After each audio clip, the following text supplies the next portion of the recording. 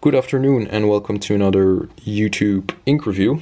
Today we'll be taking a look at an ink by Pelikan from their 4001 line. This is Pelikan Brilliant Black. Of course, black is always an ink to consider if you're looking for a neutral ink, and hopefully I will be able to show you that Brilliant Black from Pelikan is one to consider as well.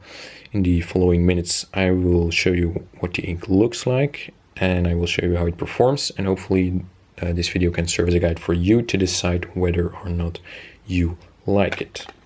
First off, in the color department, there are no major complaints. As you can see, it is not the purest black you will find on the market. There are definitely some gray hints here and there, but at the same time, this is obviously a black ink and nobody will mistake it for anything else.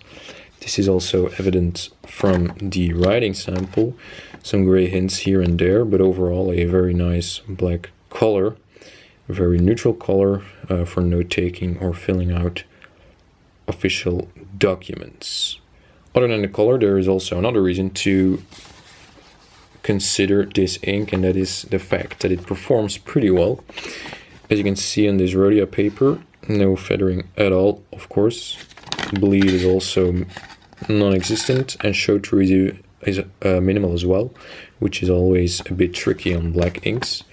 Dry time, pretty fast in the fine nib. Took a long time in the broad nib, but it was also a Jinhao, which are always quite wet. Water test, pretty great. As you can see, it is very much readable still. But what surprised me most is that it performs almost equally as well on paper of much less quality. This is pretty much the most terrible paper I could find in my collection. As you can see in the fine nib, very minimal feathering, but also in the broad nib, not that much feathering at all.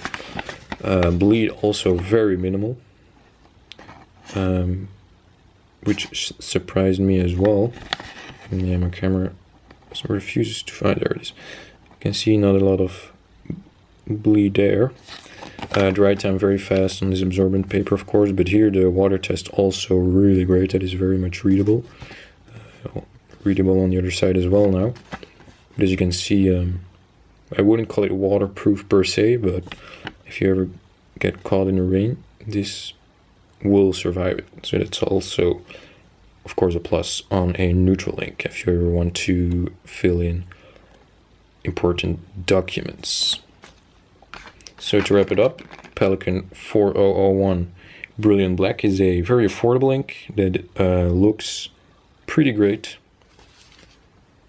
Looks very much like a black ink if we look at the sample one more time, and performs equally as well.